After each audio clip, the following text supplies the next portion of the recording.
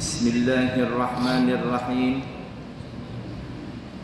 Assalamualaikum warahmatullahi wabarakatuh. Waalaikumsalam warahmatullahi wabarakatuh. Ikutin semuanya. Alhamdulillahi rabbil alamin. Alhamdulillahi rabbil alamin. Allahumma salli wa sallim ala sayyidina Muhammadin wa ala ali sayyidina Muhammadin.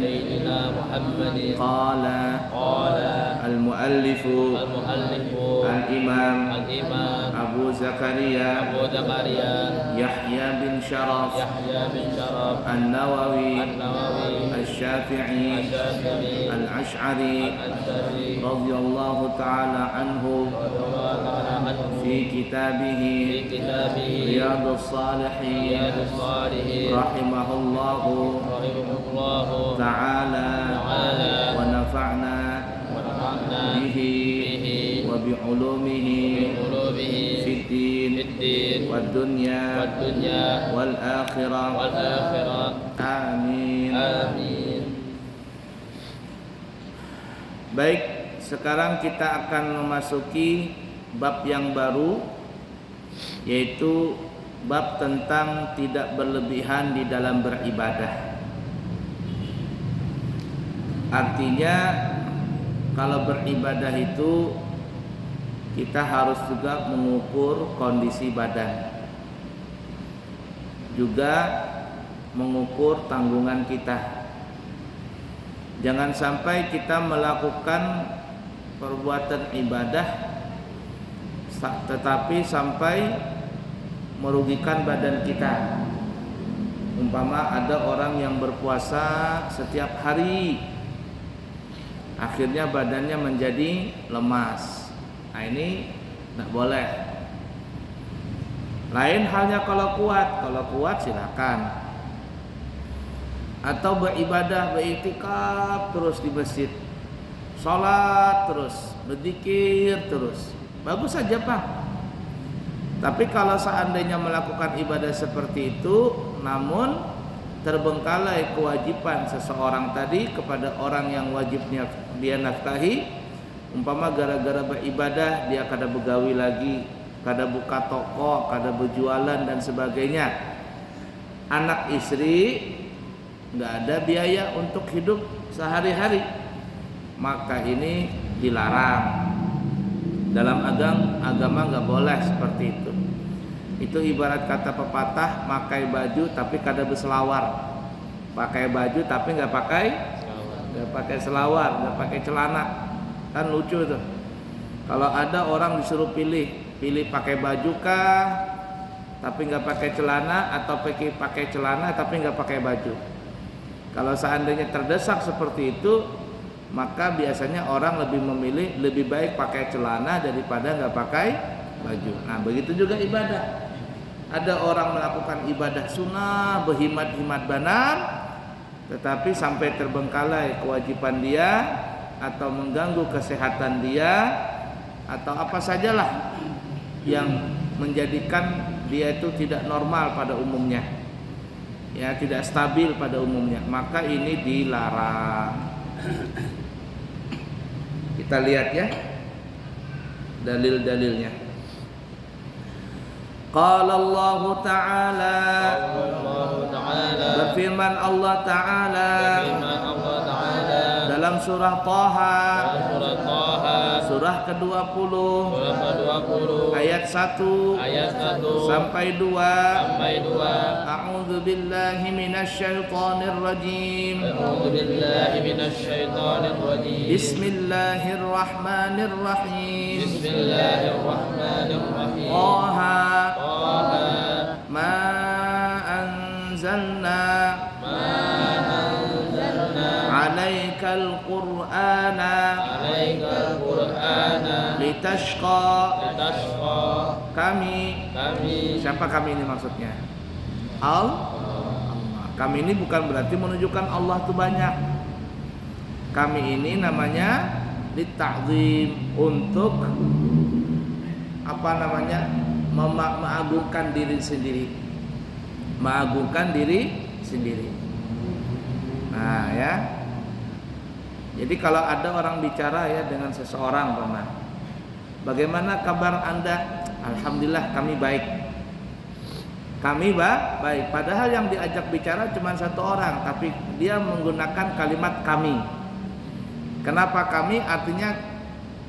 Artinya di sini untuk mengagungkan diri sendiri, mengagungkan dirinya. Nah begitu juga Allah, kami, bukan berarti Allah banyak. Artinya litta'zim, ya, litta'zim, untuk mengagungkan dirinya Allah, zatnya Allah. Allah mengagungkan dirinya sendiri. Hamdun hamid lil hamid, ya, Allah memuji zatnya sendiri. Kita lanjut ya. Kami tidak menurunkan Al-Quran itu kepadamu agar kamu menjadi susah. Bukan berarti Allah menurunkan Al-Quran ini untuk mempersulit Nabi, bukan Allah menurunkan Al-Quran itu tujuannya untuk mempersulit kita, enggak, tapi untuk mempermudah.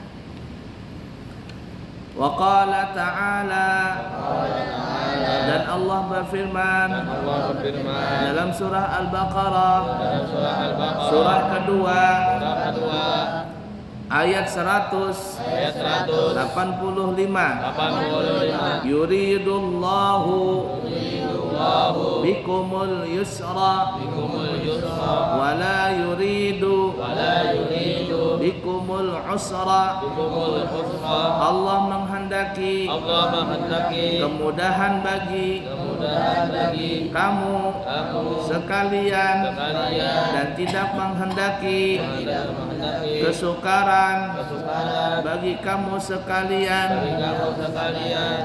Nah jadi Allah menghadirkan Nabi kita, Allah menghadirkan agama kita Islam, Allah membentuk dan memberikan syariat kepada kita, itu bukan untuk mempersulit, tapi untuk mempermudah,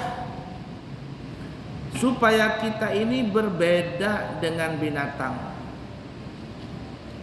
Diadakan yang namanya pernikahan. Kalau binatang nggak nikah, binatang cuman kawin. Kita manusia nikah, ada wali, ada saksi, 2 orang, ada suami, ada istri, ada ijab kabul. Itu ada syarat-syaratnya. Untuk apa? Untuk mempermudah, supaya membedakan manusia dengan binatang. Kalau binatang tidak pakai wali, tidak pakai saksi. Makanya kalau ada orang di dunia ini kumpul laki perempuan tapi tidak ada status pernikahan, maka disebut namanya kumpul kebo, jarangnya kumpul kebo, padahal cuma perwakilan saja kebo itu. Nah, tidak boleh begitu. Apa bedanya dengan binatang?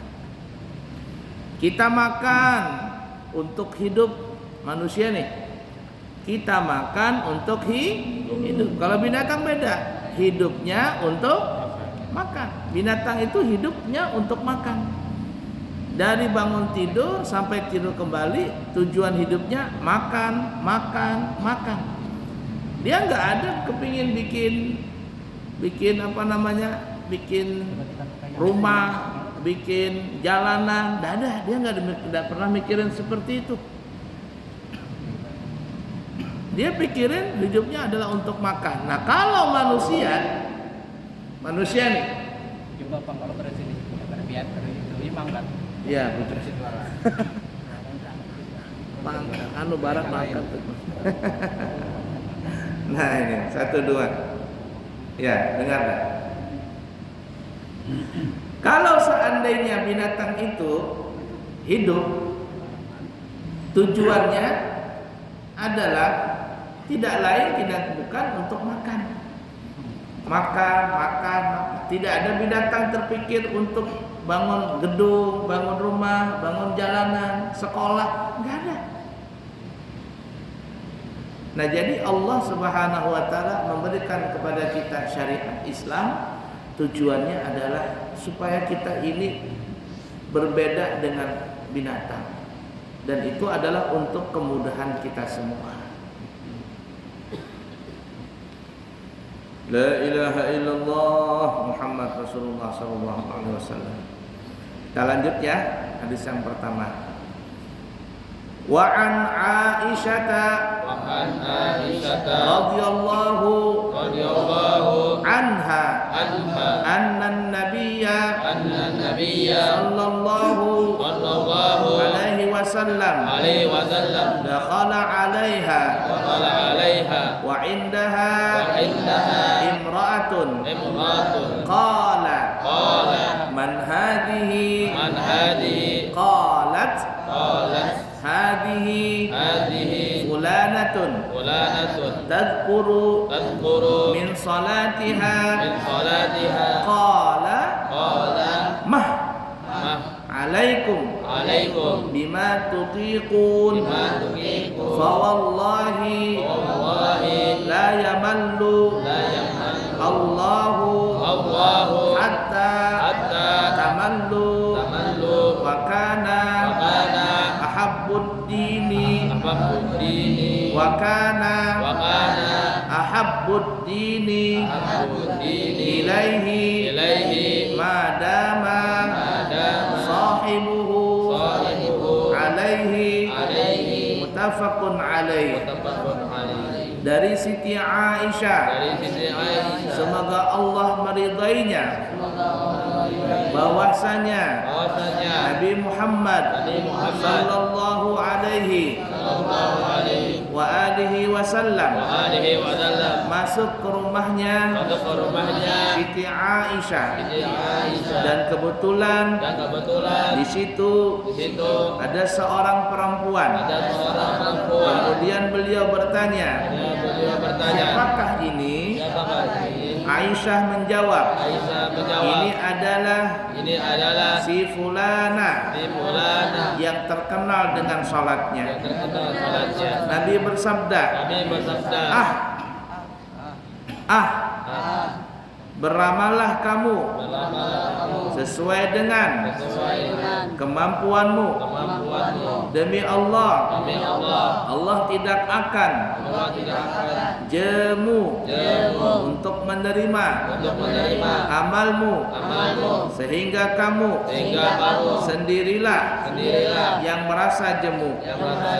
Pengamalan agama yang paling disukai oleh Allah yaitu yang dikerjakan secara terus menerus.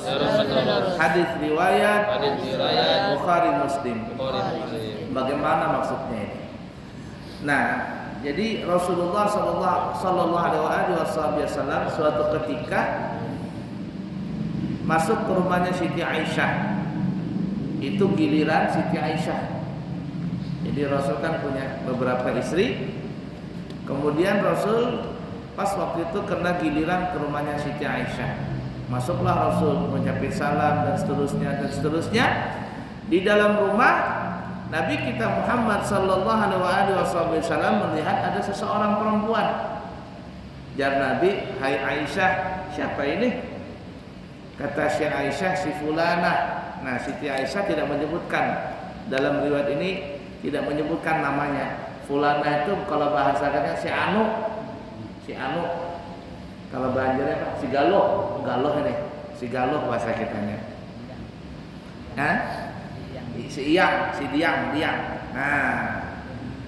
Oh, siapa si Galoh itu? Kata Nabi.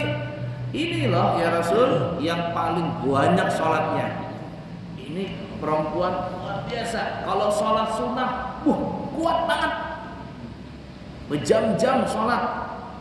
Oh, jadi Rasul itu apakah Rasul bangga? Enggak, Rasul cuma bahasa kitanya. Iyakah? Nah, bahasa kitanya. Iyakah? Jangan begitu. Itu bahasanya isim fi'il amar. Jangan seperti itu.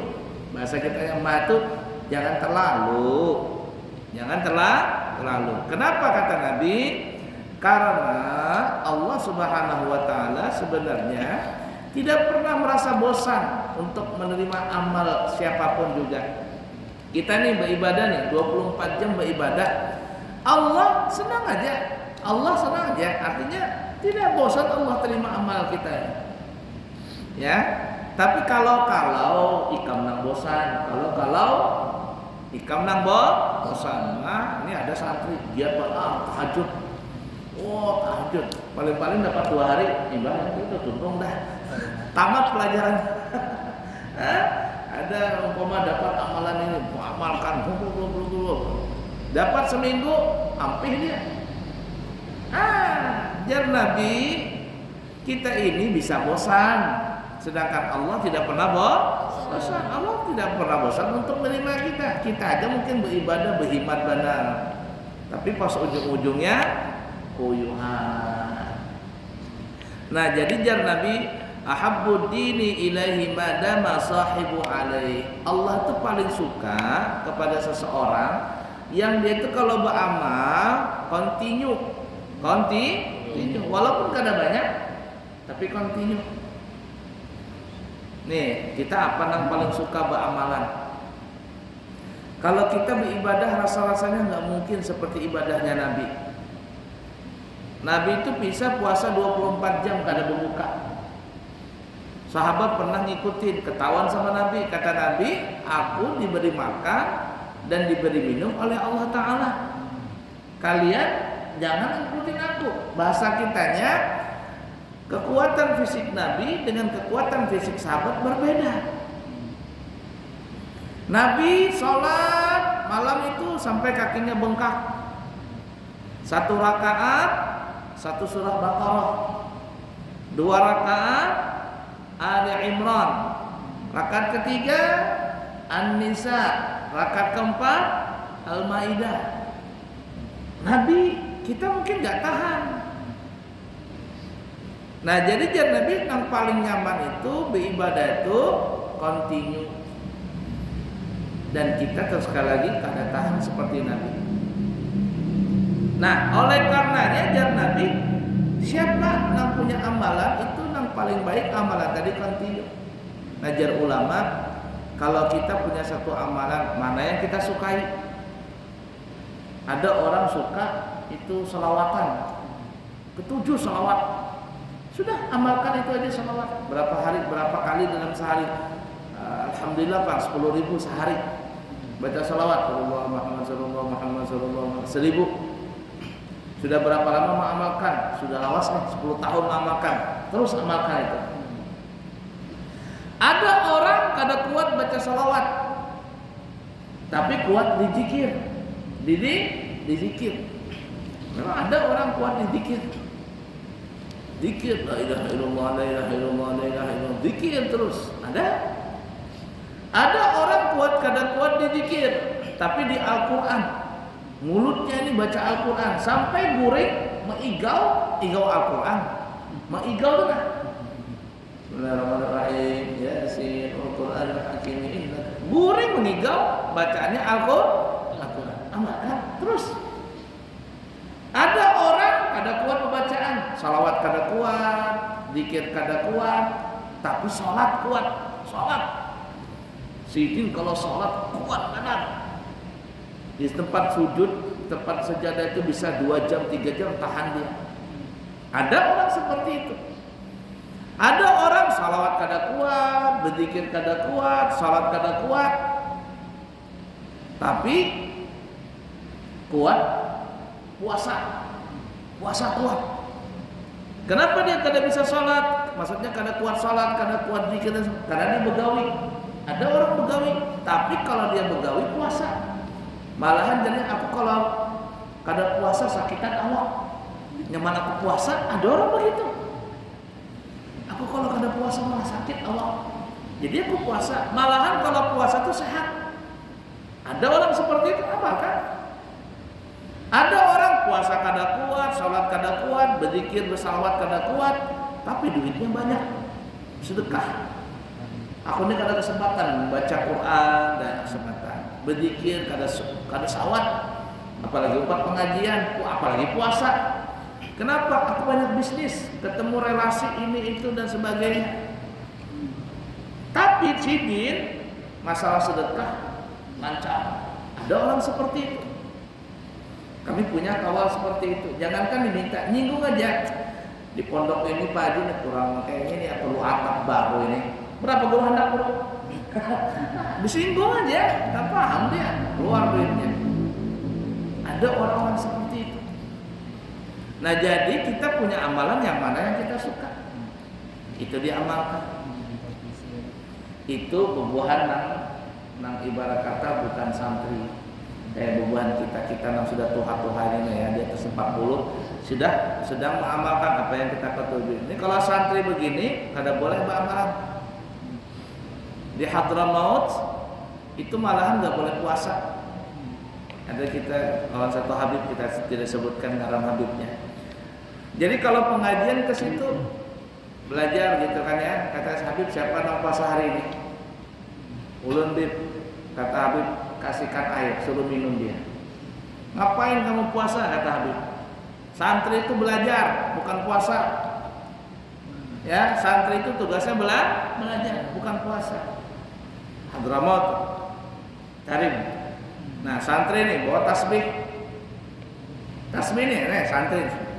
Aib, santri itu kalau masih belajar bawa tasbih, aib.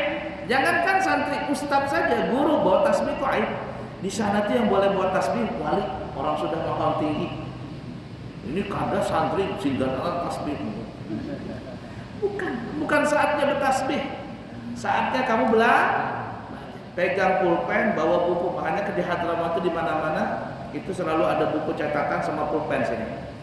Ketika ada guru ceramah atau apa ngangkat catat. Zaman bahari, sekarang nyaman pembahap aja ditaruh, dengarkan aja sudah. Dulu mencatat. Aib kalau santri itu bawa tasbih, aib kalau santri itu puasa di sana, aib sekali. Dimarahin, malah dimarahin. Apa kamu? Santri kok malah puasa, santri malah bawa tasbih, nggak boleh. Belajar. Jadi yang dipegang kitab saja. Nah itu. Nah jadi apa amalan kita yang kita ketujuh itu yang dianyaki. Ya syukur-syukur kalau seandainya ada orang itu semuanya kena, semuanya bisa. Nah ini makamnya sudah makam tinggi kayak terus kumpul tuh. Kuat berataan, berzikir kuat, bersalawat kuat, mengajar kuat. Walaupun sinin garing nih, tetap mengajar. Garing tetap mengajar. Sedekahnya berapa sedekahnya? Nggak alang-alang tanggung, main miliaran sekali sedekah itu. Sedekahnya miliaran, apa lagi? Diborong semuanya pahala lawan sidin. Makanya wajar saja kalau beliau itu punya makam tinggi di hadapan Allah Ta'ala. Nah jadi seperti itulah. Kalau kita tidak kuat semuanya, pilih salah satunya. Dan kalau salah satunya kita pilih, itu yang nanti Allah akan cinta kepada dia, cinta kepada kita. Syukur-syukur kalau bisa semuanya. Kalau tidak bisa ya pilih salah satunya. Makanya lah di surga itu ada babus sadaqah, ada pintu sedekah. Jadi kalau ada orang yang ketujuh di dunia sedekah, nanti dia masuk lewat bab sedekah. Ada orang babus sholat. Orang yang masuk situ adalah orang yang di dunia ini ketujuh sholat. Jangan ditanya sholat wajib. Kalau sholat wajib itu sudah memang harga mati. Nah dia tambah dengan sholat sunat, taubat, hajat. Nanti dia masuk lewat situ, pintu itu. Ada lagi apa? Babul ilm, pintu ilmu. Dia masuk lewat pintu ilmu. Macam-macam. Ada babus rayyan, bab pintu puasa. Ketujuh puasa aja masuk lewat situ. Ya, lewatnya lewat situ. Kayak kita mau mau ke Madinah atau ke Mekah itu banyak pintunya. Lewat pintu mana? Ya, mau Masjid Nabawi nih, ke Masjid Nabawi mau lewat pintu mana? Mau menuju ke Raudhah, mau pintu 336, 338, 337, banyak tuh pintunya. Itu yang mana kita hendak? Ya lah? Itu satu. Ya? Jadi begitu tuh pintunya. Orang masuk pesawat tuh itu ada, kalau kita naik pesawat tuh Kalau yang ke luar negeri lah, nggak tahu yang di sini. Itu ada A, B, C, D. Jadi kalau bukan kelompoknya bukan kelompok A, udah boleh masuk dulu. Nanti katanya kamu bisnis, yang kelas bisnis masuknya beda, yang ekonomi beda masuknya juga. Pintunya nggak boleh orang ekonomi masuk di bisnis, nggak boleh. Bangkunya khusus. Nah, jadi dia Nabi seperti itu. Lalu ada sahabat bertanya, ya Rasulullah, adakah orang yang masuk surga tapi dia bebas mau pintu mana aja masuk? Jadi dipersilakan, pian hendak pintu mana, pintu sholat kah, pintu puasa kah, pintu zakat, pintu sedekah kah, pintu apa, pian hendak mana? Jadi sahabat, ada nggak ya Rasul orang bebas masuk pintu surga, masuk surga lewat pintu mana? Ada jangan Nabi. Siapa itu? Abu Bakar. Sayyidina Abu Bakar As-Siddiq. Itu orang yang paling mirip dengan Rasulullah. Apa yang dikerjakan sama Nabi, maka Sayyidina Abu Bakar kepingin juga mengerjakannya. Kepingin juga ingin mengerjakannya. Ya, dan lucunya Sayyidina Abu Bakar ini, kalau Nabi ketawa, Sayyidina Abu Bakar ketawa. Kalau Nabi menangis, Sayyidina Abu Bakar menangis. Entah apakah sebabnya Rasul ketawa, apakah Nabi sebabnya menangis. Pokoknya Sayyidina Abu Bakar ikutin. Nah, itu tuh yang Abu ya bilang kemarin Pak, mutaba'ah ngikutin Nabi. Itu Sayyidina Abu Bakar tuh. Nabi begini, dia umpat begini. Nabi begitu, dia umpat begitu.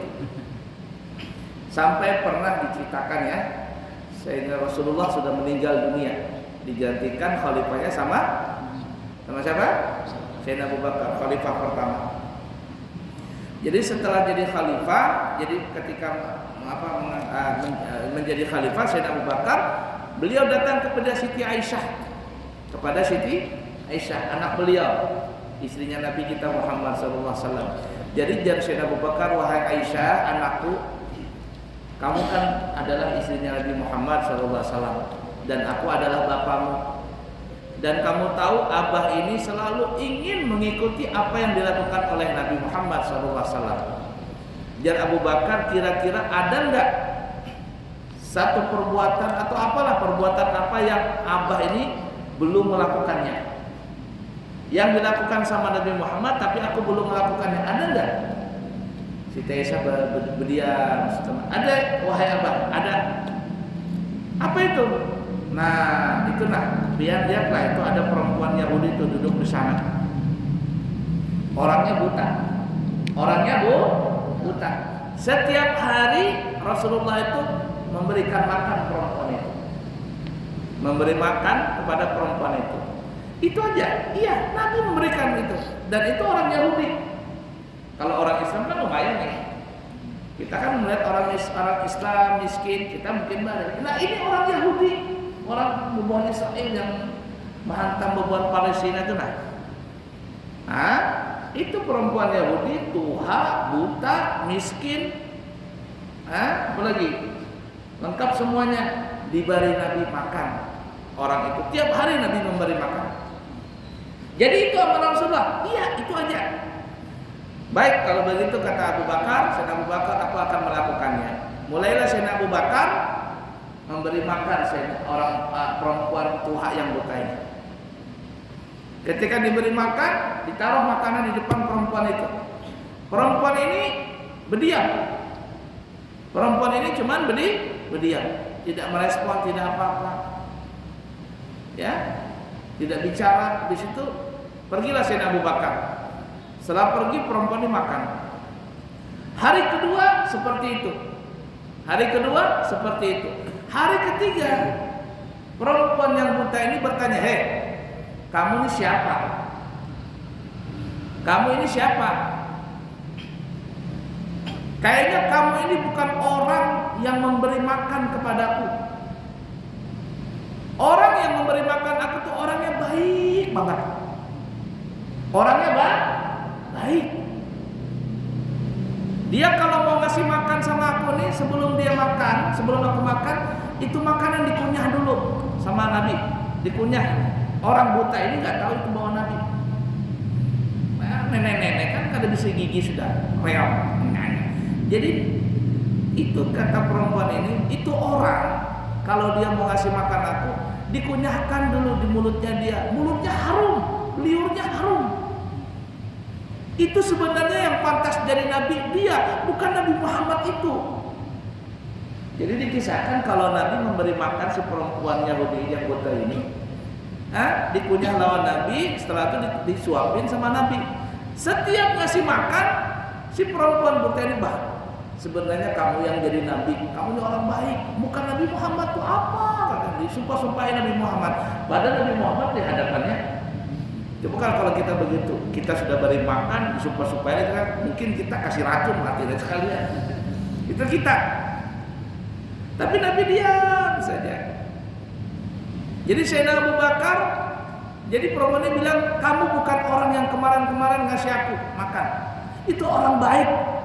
Pantas dia jadi Nabi, bukan Nabi Muhammad, katanya. Disumpahin Nabi Muhammad sama perempuan Yahudi ini. Sayyidina Abu Bakar itu meneteskan air mata. Kata Sayyidina Abu Bakar, wahai perempuan Yahudi, kau tahu nggak siapa yang memberi makan itu? Katanya aku nggak tahu. Yang memberi makan tiap hari kepadamu, yang mengunyah makananmu sebelum dia berikan makanan itu kepadamu, yang liurnya harum, orangnya baik, itulah Nabi Muhammad SAW. Yang kau caci maki, setiap beliau ngasih makan kepadamu kau caci maki di hadapan dia, padahal itu Nabi Muhammad. Perempuan Yahudi ini pun terdiam, terisak-isak, menyesal dengan perbuatannya. Lalu perempuan ini bilang, kemana orangnya itu? Kemana Nabi Muhammad? Kata Sayyidina Abu Bakar, Nabi Muhammad sudah meninggal, sudah beberapa hari yang lalu meninggal. Lalu perempuan Yahudi ini bilang, wahai fulan, siapa kamu? Kata Abu Bakar, pengganti Rasulullah, khalifah pertama. Wahai Abu Bakar, kalau memang yang memberi makan itu Nabi Muhammad, yang memberikan aku memberi makan aku Nabi Muhammad, kalau memang akhlaknya Nabi Muhammad seperti itu, maka aku akan masuk Islam sekarang juga. Nah, akhirnya perempuan Yahudi itu pun masuk Islam di tangan Nabi Muhammad sallallahu alaihi wasallam. Tapi setelah itu Sayyidina Abu Bakar kembali kepada Siti Aisyah. Beliau menangis, wahai Aisyah, sungguh dalam masalah ini aku tidak bisa mengikuti Rasulullah, tidak bisa mengikuti Nabi Muhammad sallallahu alaihi wasallam. Bayangkan Nabi Muhammad memberikan makan kepada orang itu, dikunyah sebelumnya, diberikan makan, disuapin perempuan itu, dicaci maki Nabi Muhammad, tapi Nabi Muhammad cuma diam dan tidak memaksa perempuan itu untuk masuk Islam. Nabi cuma diam dan tidak mengakui dan tidak mengatakan bahwa dia adalah Nabi Muhammad. Nah, itu akhlaknya Nabi kita Muhammad sallallahu alaihi wasallam. Itu Sayyidina Abu Bakar tuh yang begitu. Tapi belum bisa juga melakukan apa yang dilakukan oleh Nabi kita Muhammad sallallahu alaihi wasallam. Nah, oleh karena itu, jar Nabi tadi, apa yang kita sukai dari amalan ibadah tadi, maka kerjakan kontinu, ya, kontinu. Dan itu sebaiknya bagi jamaah yang sudah berumur. Tapi kalau santri seperti ini nih, kamu ini nih, ya, jangan pakai tasbih.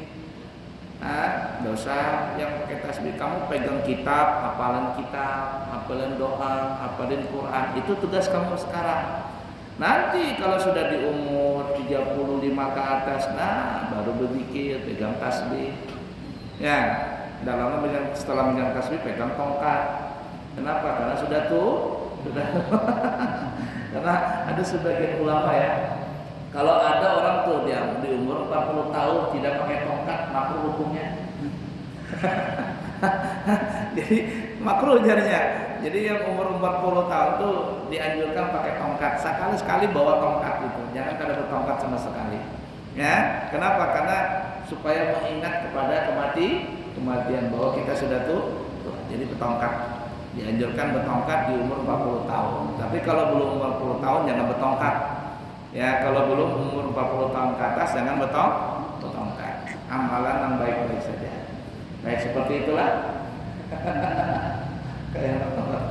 Belum banyak tempat di pondok. Baik, kita cukup sekian ya. Insya Allah nanti kita sambung lagi di kesempatan yang akan datang. Insya Allah kami berangkat umrah nanti di bulan September, tanggal 14 September. Ya, kemudian nanti di bulan Oktober atau November ada juga berangkat, Desember juga ada berangkat. Dan juga kami umumkan siapa tahu ada yang kepingin berangkat bareng kami. Insya Allah kami berikan harga khusus dengan dengan fasilitas yang spesial. Kemudian siapa yang kepingin berangkat haji tahun depan, visanya visa haji asli itu bintang 3 harganya 300 juta dan bintang 4 harganya 300 juta dan bintang 5 harganya 400 juta. Ya, kiranya cukup sekian. Nah, kemudian ada gini ya, satu lagi. Kami punya program di pesantren, program baru yaitu siapa tahu ada anak yatim dan duafa, yatim dan duafa. Yatim itu bahasa definisinya adalah anak kecil yang meninggal bapaknya. Anak kecil yang meninggal bapaknya itu yatim. Nah, kalau seandainya ada anak yatim, kami insya Allah siap menerima santri dengan gratis. Ya, kita gratiskan belajar sampai lulus, tapi dengan syarat yang pertama umurnya masih SD. Dan kita terima dari kelas 1 atau kelas 2. Kalau kelas 3 ini di pesantren tidak terima, karena kalau kelas 3 nanti disuruh ngulang kelas 1. Karena kalau syaratnya di pesantren itu harus minimal 4 tahun supaya dapat ijazah resmi. Jadi yang punya yatim silakan ya. Kemudian yang kedua syaratnya adalah mamanya tidak kawin lagi. Kalau mamanya kawin lagi, baik nikah siri atau nikah resmi, yang bertanggung jawab membiayai anak itu adalah bapak tirinya. Ya, bukan kami ya. Nah, tapi kalau memang ada syarat yang kita sebutkan tadi, ada anak yatim ingin belajar di pesantren, insya Allah kami terima. Yang kedua, kami terima secara gratis belajar dan insya Allah ada beasiswanya. Adalah duafa. Duafa itu kalau bahasa Balikpapannya apa ya? Gakin, golongan orang miskin. Ini tingkat ula, usta, kuliah, SD, SMP, SMA itu kita gratiskan di pesantren. Ya. Tapi dengan 2 syarat. Yang pertama mempunyai surat gakin. Kalau menunjukkan ada surat gakin, tanda orang miskin, itu kita terima. Yang kedua, anaknya tidak bermasalah. Artinya tidak bermasalah itu tidak sampai terkena kenakalan remaja. Kalau anaknya sudah merokok, sudah bisa ngelem, apalagi anak motor, malam begadang, pacaran sana sini, aduh, jangan masuk pesantren, jangan mengganggu aja di pesantren. Ulun sudah di pesantren sudah tenang nih, ya sudah tenang. Jadi itu anak seperti itu jangan masuk pesantren, itu masukkan aja direhabilitasi, direhabilitasi aja. Nah, karena kenapa? Karena kita ini bangun pesantren, membuka pesantren untuk menjadikan anak-anak itu sebagai penerus pejuang Nabi Muhammad SAW. Tujuan kita itu mereka bisa berdakwah, dia jadi pembisnis yang bisa berdakwah, dia jadi pejabat yang berdakwah, apalagi jadi ulama. Tapi kalau anak-anak yang bermasalah suka merokok apa macam-macam masuk pesantren, paling sebulan 2 bulan hampir dan bikin kacau di pesantren. Kenapa? Karena kebanyakan juga orang kita ini memasukkan anak itu ke pesantren apabila anak itu sudah bermasalah. Sekolah sana nggak diterima, sekolah di sini nggak bisa, nggak diterima, nyogok juga nggak bisa, ujung-ujungnya pesantren. Bikin kacau di pesantren nanti.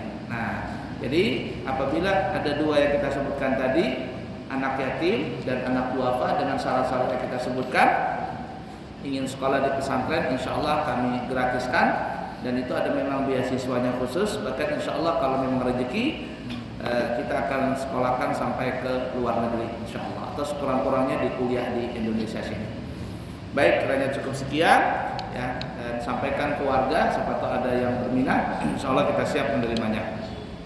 Yang baik dari Allah, yang buruk dari pribadi. Subhanakallahumma bihamdika asyhadu an la ilaha illa anta astaghfiruka wa atubu ilaik. Wa akhiru kalam, wassalamu alaikum warahmatullahi wabarakatuh.